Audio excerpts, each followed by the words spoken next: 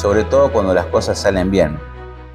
Hay un salmo que es el 68:19, son muchísimos los salmos, pero estos son cortitos. Dice: bendito el Señor, bendito sea el Señor nuestro Dios y Salvador, que día tras día sobrelleva nuestras cargas. En otra versión dice que nos colma de beneficios. Entonces es muy importante dar gloria a Dios y gracias a Dios cuando nosotros, digamos, recibimos las bendiciones, ¿no? Hasta las personas que no son cristianas, cuando les pasa algo muy bueno, suelen dar gracias, ¿no? Es como algo que sale de adentro y dicen, gracias Dios, o gracias a la vida, o hay un deseo de agradecer por aquellas cosas buenas que nos pasan. Y es bueno que sea así. Pero, ¿qué pasa cuando las cosas no salen bien? Y es acá donde quisiera que podamos reflexionar. ¿Qué pasa cuando perdemos el trabajo? No tenemos para sostener a nuestra familia. Bueno, uno podría decir que es negligencia de uno, a veces podría tener alguna explicación donde uno pueda ser parte de esa situación dolorosa.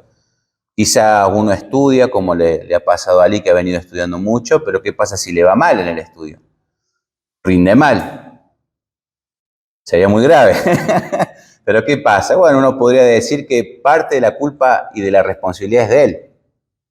Pero hay veces que sufrimos de manera muy dolorosa y profunda y no necesariamente tenemos una participación directa en ese sufrimiento, o al menos no lo provocamos nosotros de manera directa. Y la pregunta es, ¿qué pasa? ¿Por qué sufrimos? ¿Por qué sufrimos enfermedades? ¿Se han preguntado alguna vez esto? ¿Por qué los hijos de Dios sufren enfermedades? Hace poco, con una persona que desde que la conozco ha honrado a Dios, ha dado gracias a Dios, y es una persona que cree en Dios, pero hace poco entró en una crisis de fe porque tuvo un malestar dentro de su familia y uno de sus hijos tuvo una pérdida muy severa, y esta persona no le echó la culpa a Dios. Yo hablando con ella me decía, yo no le echo la culpa a Dios, creo que Dios no existe. Así que vos decís, pero ¿cómo puede ser? Y a veces la magnitud del dolor que uno puede estar viviendo con la pérdida de un hijo o una enfermedad o algo que podamos estar viviendo, no de manera transitoria, sino ya de hace mucho tiempo, que pueda ser para nosotros un peso, nos lleva a preguntarnos qué pasa con el mal. ¿Por qué existe el mal? ¿Por qué existe la enfermedad? ¿No se han puesto a preguntar estas cosas? ¿Por qué el cristiano sigue sufriendo enfermedades? ¿Por qué se enferman los hijos de Dios? Hay personas tan piadosas del Señor y sin embargo sufren enfermedades o sufren su familia. Y es sobre esto que quisiera que podamos reflexionar. Y no, a veces uno se pone a ver a los ateos como gente despreciable y a veces uno no deja de ver que son personas tan comunes como nosotros, que han vivido desilusiones tan grandes en la vida, dolorosas, que los lleva a concluir y a pensar, Dios no existe, o si existe no es bueno, o si es bueno no es lo suficientemente poderoso para vencer el mal. ¿A dónde estaba Dios cuando yo sufría? ¿A dónde estaba Dios cuando abusaron de mí? ¿A dónde estaba el Señor? Cuando uno se pone y se hace estas preguntas, uno no puede evadir y dejar de pensar que hay personas que llegan a la conclusión o que Dios no existe, o que si existe no es bueno, o si es bueno no es todopoderoso. Y este tipo de cuestiones queremos también poderlas responder. A esta conclusión uno puede llegar cuando uno no tiene una referencia bíblica y una explicación bíblica de por qué sufrimos. Necesitamos estar preparados ante el sufrimiento, porque en cualquier momento puede golpear nuestra puerta la enfermedad o el dolor.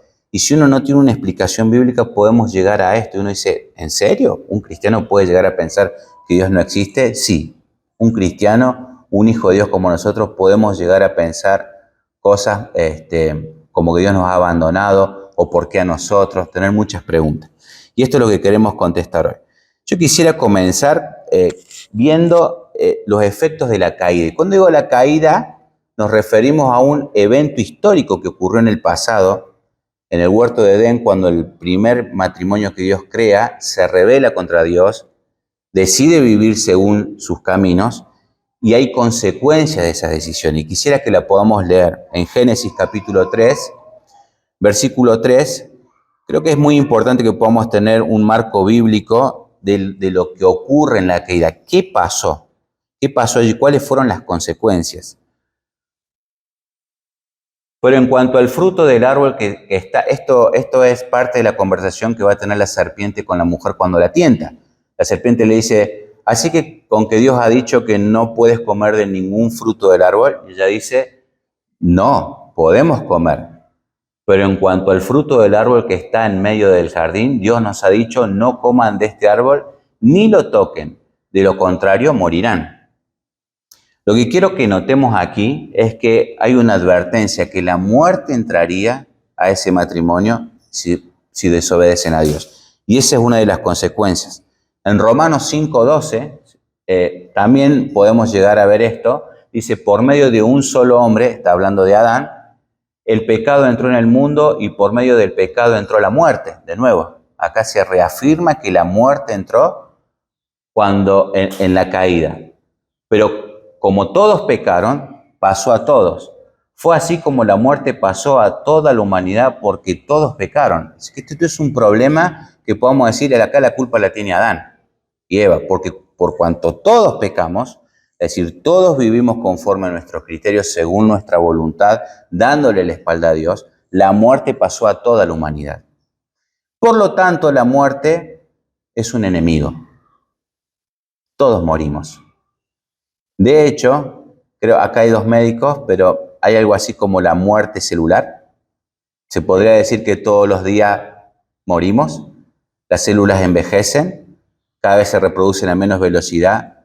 Por lo tanto, científicamente se puede demostrar que toda la humanidad está muriendo, constantemente muere. La muerte es un flagelo y es una consecuencia de la caída. Pero no solo la humanidad está maldita con la muerte. Fíjense en lo que dice Génesis 3:17. Volvemos de nuevo a nuestro pasaje de Génesis 3 para que veamos que también la creación cayó bajo maldición. ¿Qué dice ahí? Al hombre le dijo, Dios acá le está diciendo las consecuencias de la desobediencia, lo que está pasando con la serpiente, lo que va a pasar con la mujer, con el hombre. Al hombre le dijo, por cuanto le hiciste caso a tu mujer y comiste del árbol de que te prohibí comer, maldita será la tierra por tu culpa. Con penosos trabajos comerás de ella todos los días de tu vida. Y aquí podemos ver que la creación está bajo maldición. Los científicos le llaman principio de entropía, seguramente lo han escuchado. Es que el universo está muriendo. ¿Sabían eso? El universo se enfría. Hacia el futuro, en el tiempo, el universo va a dejar de ser lo que es hoy. Este cúmulo de energía se está enfriando. El principio de entropía dice que toda la energía se está enfriando, que aquello que tiene una fuerza, si le aplica una fuerza, se detiene, ¿no es cierto? Uno empuja una pelota, ejerce una fuerza y la pelota se va deteniendo, ¿no es cierto? O sea que acá tenemos un principio de envejecimiento de todo el universo. La ciencia esto le llama un congelamiento térmico. El universo está muriendo, consecuencias del pecado, y lo está diciendo la Escritura, lo que los científicos entienden hoy, esto ya Dios nos lo está diciendo, y por qué es la causa de esto. Ahora quisiera que veamos este tema. Ya sabemos ahora el mal de dónde viene. Los que estudian este tema de la moral, que no necesariamente son cristianos, dicen que se genera de dos formas, la maldad o el mal en el mundo. De las personas libres, nosotros lo entendemos como el libre albedrío, del libre albedrío de personas morales que pueden decidir entre el bien y el mal, están diciendo o hacer el bien o el mal. Y allí surge el mal, de la posibilidad moral de la criatura que es libre para decidir. Acá no tiene la culpa Dios. Dios nos ha creado libres para poder decidir, y el hombre decide todos los días o hacer lo bueno o hacer lo malo. Y esto es una fuente de mal. Pero también hay otra fuente de maldad, que es la naturaleza, los terremotos, las pestes, las hambrunas. Nosotros podemos ver, claro, esto cuando nos ocurre a nosotros, si un terremoto mata a nuestra familia, nosotros diríamos, ¿qué pasó? Tenemos preguntas para hacernos. ¿Por qué este mal? Y esto tiene que ver con la naturaleza que está maldita, está produciendo este tipo de mal. Esto es lo que se llama el dilema del mal. Es muy conocido en el mundo y todo el tiempo los ateos sobre todo se están preguntando, o aquellos que están sufriendo de manera personal, si existe realmente Dios. ¿Cómo puede ser que el mal exista y Dios exista y sea bueno, todopoderoso? Es como una contradicción en sus términos. Ellos ven ahí que esto no está funcionando. Pues yo tengo ahí para que podamos poner esto para entenderlo. Yo puse como dos proposiciones que es con la que viene luchando mucha gente. No solamente los intelectuales, filósofos, sino gente de a pie como nosotros cuando sufrimos. Ellos dicen que estas dos proposiciones que el cristianismo mantiene son inconsistentes, se contradicen. Dios existe, es omnipotente, omnisciente y perfectamente bueno, eso decimos. Y el mal y el sufrimiento existen. Estas dos cosas parecen ser contradictorias. Ahora lo vamos a ver de un punto de vista intelectual, pero también de un punto de vista emocional. Yo sé que cuando uno aborda el tema de lo bíblico nos está importando qué pasa con nosotros, pero es también importante poder dar respuesta a esto. ¿Qué está pasando acá? Porque el intelecto no es más que el desarrollo de las facultades que Dios nos dio. Si nosotros nos dio esta facultad, necesitamos entender qué pasa acá. Bueno, hay un hermano en la fe, se llama Alvin Plantinga, y él ha hecho muchísimo por esto. Y no los voy a aburrir con la parte, digamos, intelectual, pero él ha puesto a esto como algo que se puede sostener, es coherentemente sostenible. Puede ser la otra. Ellos, para que se pueda... Pasa una más, por favor, pasa una más. Dios tiene una buena razón para permitir el mal y el sufrimiento. Adicionándole esto al primer conjunto, podemos ver que no es lógicamente imposible. Lo que necesitamos saber es si Dios tiene una buena razón para permitir el mal y el sufrimiento.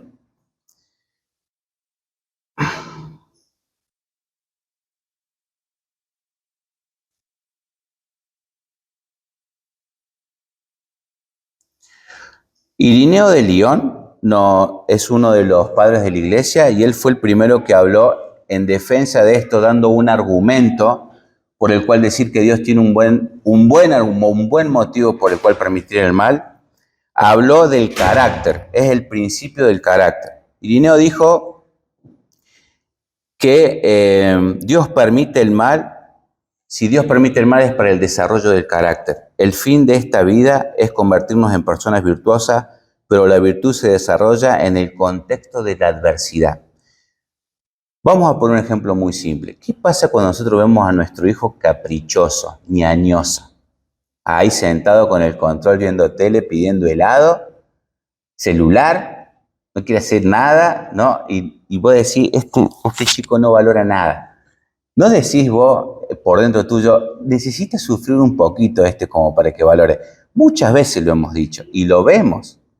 La cultura del esfuerzo, la cultura del trabajo, que hace que se desarrolle el carácter, eso es algo inherente a la humanidad. Y desde este punto de vista, Irineo está argumentando que el sufrimiento es como el cincel que moldea el carácter del hombre. Y este ha sido un argumento que se ha sostenido hasta el día de hoy y lo sostenemos los cristianos. Pero hay otro más, que es el del libre albedrío. Y este es un poquito más complejo, pero lo podemos entender. Dice, si Dios quería que existiera una bondad moral de la criatura, pensemos cuando crea la humanidad, y quería que seamos criaturas libres morales, entonces necesitaba crear criaturas capaces de la actividad moral, del bien y del mal. La bondad moral requiere de libertad. Dios vio que era valioso crear un mundo con bondad moral, incluso si contenía el mal moral. No sé si me siguen hasta acá. La existencia del bien hace que valga la pena la posibilidad de la existencia del mal. Dios quería criaturas libres moralmente y valía la pena el riesgo de que exista el mal. Y ese es un buen propósito, porque lo que está haciendo Dios es llevar a su reino la bondad que Él ha creado, a través de las personas que ha creado, a través de sus decisiones libres. Ahora, claro, uno dice, ¿y qué pasa con todas las consecuencias y el daño que ha causado el pecado en la vida de las personas, aún en los creyentes y aún de aquellos que son redimidos? Ya lo vamos a ver más adelante, que Dios en la redención está deshaciendo todas las consecuencias del pecado. Pero ahora vamos a la parte emocional. Si la parte intelectual es por qué Dios permite el mal, la parte emocional es ¿por qué a mí? ¿Por qué me pasa a mí? Esa es la pregunta que tenemos todos cuando sufrimos. ¿Por qué sufrimos? En la Biblia lo podemos ver que aún las personas que Dios ama sufren. Uno de los libros, o el libro que más describe el sufrimiento de una persona, sin lugar a dudas, es el libro de Job. Y quisiera que prestemos atención en Job, capítulo 1, versículo 1, cómo se describe a Job. En la región de Uz había un hombre recto e intachable que temía a Dios y vivía apartado del mal. Este hombre se llamaba Job. Fíjense, es un hombre que está apartado del mal, es intachable. Esta persona tiene temor de Dios. Ya sabemos cómo sigue la historia. Los ángeles se presentaban delante del Señor y cuando se presentaban, se presenta también Satanás. Y quisiera que prestemos atención cómo Dios trae a Job a la conversación. Versículo 8 del mismo capítulo. Le dice Dios a Satanás, ¿te has puesto a pensar en mi siervo Job? Volvió a preguntarle el Señor, ¿no hay en la tierra nadie como él? Es un hombre recto e intachable que me honra y vive apartado del mal. Claro, Satanás le dice, y bueno, tiene 10 hijos, come con los hijos, ¿no es cierto? Se va de vacaciones juntos, tiene mucho ganado, es rico. Así cualquiera te da gracias. Cualquiera te bendice. ¿Por qué no dejas que yo le saque las cosas, todo lo que él posee, a ver si te sigue bendiciendo? Así se va desarrollando la historia. Y Job pierde a sus hijos. No sé si recuerdan cómo es el texto. Van llegando mensajeros y le dicen, tus hijos murieron, tus ganados, todo lo que él poseía lo va perdiendo de una manera tan rápida que en el versículo 20 del mismo capítulo, él llega a esta respuesta. Al llegar a este punto, al punto de haberlo perdido todo, de haber perdido todo lo que poseía, Job se levantó, se rasgó las vestiduras, se rasuró la cabeza y luego se dejó caer al suelo en actitud de adoración. Sigue adorando a Dios. Versículo 21. Entonces dijo, desnudo salí del vientre de mi madre y desnudo he de partir. El Señor ha dado, el Señor ha quitado, bendito sea el nombre del Señor. Y versículo 22. A pesar de todo esto, Job no pecó ni le echó la culpa a Dios. Y yo creo que a veces nos pasan estas cosas. Cuando tenemos grandes pérdidas, nosotros somos capaces de sobreponernos, como lo hace Job, y no blasfemar contra el Señor, sino aprender a dar gracias. Pero la cosa no termina allí, porque hasta aquí solamente se le han tocado los bienes que rodean a Job. Ya saben cómo sigue la historia. Le dice Satanás al Señor, bueno, déjame que lo toque a él. Vamos a ver si cuando lo toque a él te sigue adorando y honrando como lo viene haciendo. Dios le dice, podés tocarlo, pero no matarlo. Ustedes piensen que acá es la voluntad de Dios sobre Job. Job no sabe qué está pasando y es la voluntad de Dios permitir el sufrimiento de Job. Y lo que estamos tratando de ver es cuál es el fin. Job, ahí en el 2.9, capítulo 2, versículo 9, ya cuando él está totalmente enfermo, totalmente desposeído de todo, piensen que la esposa, muchos critican a su esposa por las cosas que dice, pero piensen que la esposa de Job también ha perdido los 10 hijos, eran sus hijos los que perdió también, y todas las posesiones.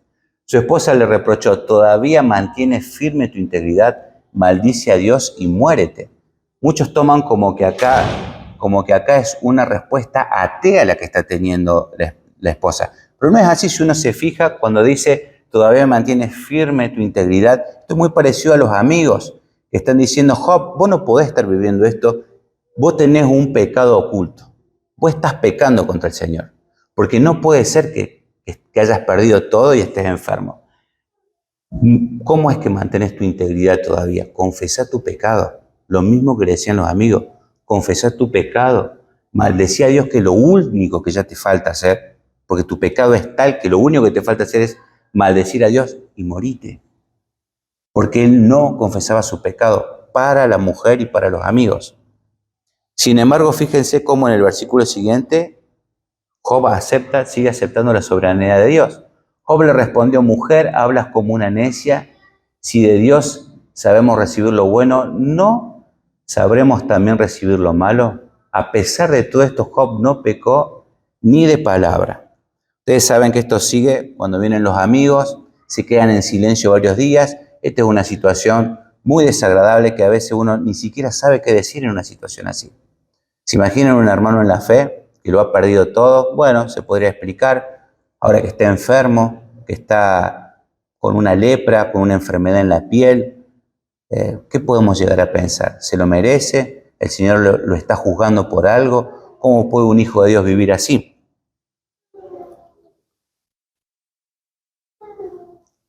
Ahora cuando la cosa se pone personal, y ahora el que está sufriendo es Job, no es que ha perdido todas sus posesiones, sino que el que está sufriendo es Job. Cuando pasa mucho tiempo de sufrimiento, uno ya se empieza a dudar, empieza a preguntarse, ¿no será que Dios no me quiere? ¿No será que Dios, por qué permite el mal sobre mi vida? ¿Por qué permite la enfermedad? ¿Por qué permite tanta desgracia? Y es acá donde quiero que reflexionemos en el capítulo 30, del versículo 20 al 26, que es la descripción del sufrimiento de Job de manera personal, cómo él está sufriendo y él se está preguntando, ¿por qué a mí, Señor? A ti clamo, oh Dios, pero no me respondes. Me hago presente, pero tú apenas me miras. Implacable te vuelves contra mí, con el poder de tu brazo me atacas. Job reconoce que no puede venir de otro lado de la enfermedad y todo lo que le pasa que de Dios. Me arrebatas, me lanzas al viento, me arrojas al ojo de la tormenta. Sé muy bien que me harás bajar al sepulcro, a la morada final de todos los vivientes. Pero nadie golpea al que está derrotado, al que en su angustia reclama auxilio. ¿Quién le pega al que está tirado? ¿Cuántas veces no escuchó esa frase? No, ya está en el piso, no le voy a pegar. Ya está derrotado. Y sigue recibiendo males, Job, y sigue recibiendo males. ¿Acaso no he llorado por los que sufren? ¿No me he condolido por los pobres? Cuando esperaba lo bueno, vino lo malo. Cuando buscaba la luz, vinieron las sombras. Y es acá cuando llegamos a este pensamiento, cuando estamos sufriendo o vemos que alguien sufre en nuestra familia, por mucho tiempo, por algunas enfermedades o algunas injusticias que son a veces insoportables de llevar, que empezamos a cuestionar en nuestro corazón. ¿Por qué? Y quisiera que veamos la respuesta del Señor. En Job 38, del 1 al 6, es muy importante porque aquí podemos entender por qué Dios permite el sufrimiento. 38, versículo del 1 al 6. Él no toma en cuenta a los que se creen sabios, por eso le temen los mortales. El Señor le respondió a Job desde la tempestad, le dijo, presten atención, ¿quién es este que oscurece mi consejo con palabras carentes de sentido? Solamente el hecho de preguntarle a Dios por qué, cuestionarle por qué hace estas cosas. Prepárate a hacerme frente, yo te cuestionaré y tú me responderás. ¿Dónde estabas cuando puse las bases de la tierra? Dímelo si de veras sabes tanto. Seguramente sabes quién estableció sus dimensiones y quién tendió sobre ella la cinta de medir. ¿Sobre qué están puestos sus cimientos o quién puso su piedra angular? Y así va a seguir Dios desafiándolo a Job mostrándole que él no tiene conocimiento, es limitado de conocimiento, porque la respuesta a todas estas preguntas es, no lo sé, Señor. No sé quién estableció los fundamentos. Yo no estuve ahí. No tengo la capacidad para entender eso. Job no es igual a Dios. Él está limitado. No puede entender todas las cosas de Dios. Y esta es una de las cosas que Job no va a poder entender. Si Job no puede entender todas estas cosas, el Señor dice, yo sí las puedo entender. Y sé por qué hago esto. Quizá en una analogía mucho más simple podemos entenderlo con nuestros hijos. Cuando nosotros disciplinamos a nuestros hijos o cuando nosotros hacemos algo para que ellos aprendan a valorar, ellos no lo pueden entender. No saben por qué estamos haciendo esto. De hecho, piensan que hasta somos malos por hacer esto. Es esa diferencia intelectual del niño que no puede comprender los propósitos con nosotros como padres que tenemos para bien de ellos, es lo que está ocurriendo acá, al nivel de Job. Nosotros ante Dios somos como niños, que no entendemos por qué Dios está haciendo esto. Por eso Dios lo desafía a que piense hasta dónde llega su capacidad de comprensión. ¿Qué te hace pensar que si no puedes comprender, si no puedes comprender todas estas cosas, cómo vas a comprender por qué permito el sufrimiento? El punto es que Job no puede comprender. Le hace preguntas a Dios. Dios sabe que no va a entender, le hace las preguntas, pero Dios en vez de darle una respuesta, le da una relación y le dice, confía en mí. En Job 42, 1 al 6, ahí podemos ver la respuesta de Dios para Job. Perdón, cómo Job entiende la respuesta que Dios le dio. Job respondió entonces al Señor, luego de que él le haya mostrado lo limitado de su comprensión. Fíjense en cómo razona Job. Yo sé bien que tú lo puedes todo, eres todopoderoso, eres el todopoderoso, omnipotente, que no es posible frustrar ninguno de tus planes, eres el soberano, él reconoce la soberanía de Dios. ¿Quién es este? Has preguntado, refiriéndose a Job, ¿quién es este que sin conocimiento oscurece mi consejo? Reconozco que he hablado de cosas que no alcanzo a comprender, de cosas demasiado maravillosas que me son desconocidas. Hasta el 6. Ahora escúchame que voy a hablar, dijiste. Yo te cuestionaré y tú me responderás. Él recuerda esto que hizo. De oídas había oído hablar de ti, pero ahora te veo con mis propios ojos. Por tanto, me retracto de lo que he dicho y me arrepiento en polvo y cenizas de haber cuestionado a Dios de por qué sufrí lo que sufrí. El sufrimiento es el cincel que moldea nuestro carácter. Ahora, ¿qué es el sufrimiento en comparación a la eternidad?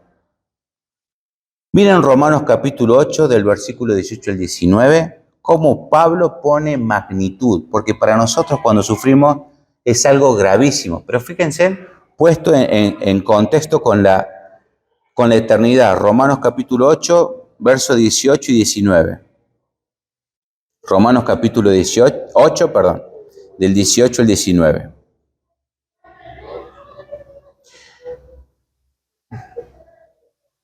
De hecho, considero que en nada se comparan los sufrimientos actuales con la gloria que habrá de revelarse en nosotros. Entonces, es necesaria una perspectiva también de eternidad.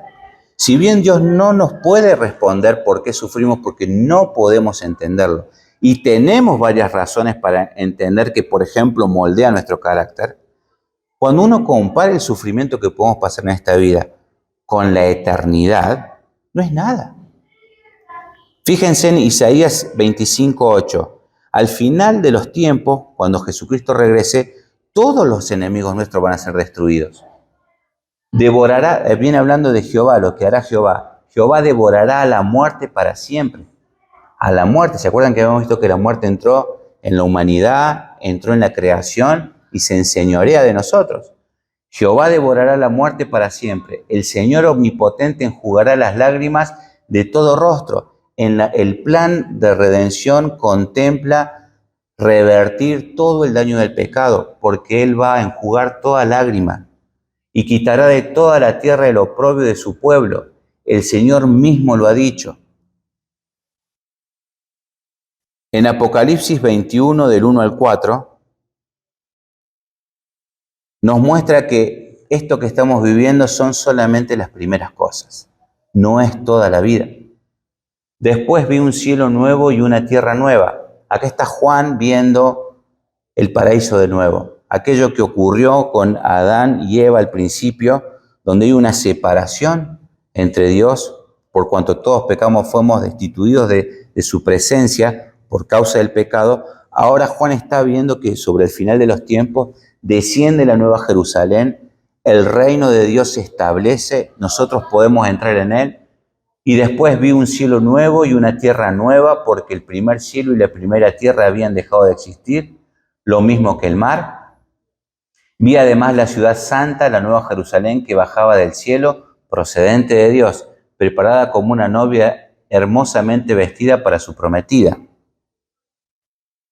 Oí una potente voz que provenía del trono y decía: aquí entre los seres humanos está la morada de Dios, de nuevo la presencia de Dios. Él acampará en medio de ellos y ellos serán su pueblo. Dios mismo estará con ellos y será su Dios. Él les enjugará toda lágrima de los ojos. Ya no habrá muerte, ni llanto, ni lamento, ni dolor, porque las primeras cosas han dejado de existir. El daño que el pecado ha causado en el mundo entero, Dios lo está deshaciendo en la redención. Pero ¿qué viene luego de las primeras cosas? Y con este pasaje terminamos. Apocalipsis 4, del 1 al 11.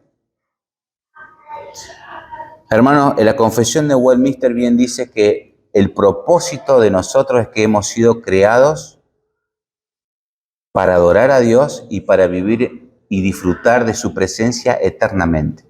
Fíjense en lo que dice Apocalipsis 4, 1 al 11. Es largo, pero con esto terminamos y presten atención.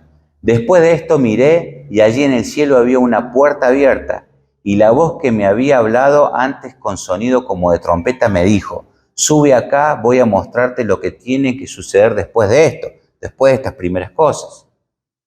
Al instante vino sobre mí el Espíritu y vi un trono en el cielo y a alguien sentado en el trono. El que estaba sentado tenía un aspecto semejante a una piedra de jaspe y de cornalina. Alrededor del trono había un arco iris que se asemejaba a una esmeralda. Rodeaban al trono otros 24 tronos en los que estaban sentados 24 ancianos. Déjenme decirles que esta figura de 24 ancianos alude a 12 ancianos que representan las 12 tribus de Israel y a 12 ancianos que representan los 12 apóstoles de Jesucristo.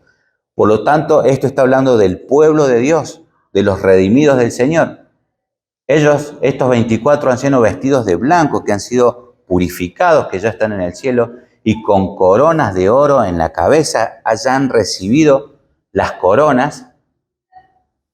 Del trono salían relámpagos, estruendos y truenos. Delante del trono ardían 7 antorchas de fuego. El 7 es el número de la perfección, de la plenitud, que son los 7 espíritus de Dios. Aquí está el Espíritu de Dios, la presencia de Dios en esta escena. Y había algo parecido a un mar de vidrio, como de cristal, transparente. En el centro, alrededor del trono, había 4 seres vivientes cubiertos de ojos por delante y por detrás. Miren cómo se describen estos seres espectaculares, ¿no? Estos seres vivientes. ¿Y qué es lo que están haciendo? Nos va a importar a nosotros.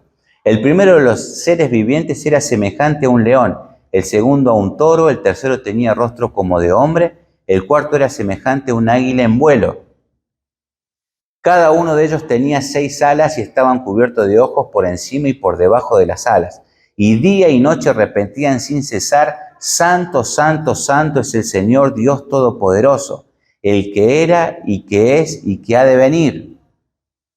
Cada vez que estos seres vivientes daban gloria, honra y acción de gracias al que estaba sentado en el trono, al que vive por los siglos de los siglos, los 24 ancianos, el pueblo redimido de Dios, se postraban ante Él y adoraban al que vive por los siglos de los siglos y rendían sus coronas delante del trono, exclamando: digno eres, Señor, y digno nuestro de recibir la gloria, la honra y el poder, porque tú creaste todas las cosas, por tu voluntad existen y fueron creadas.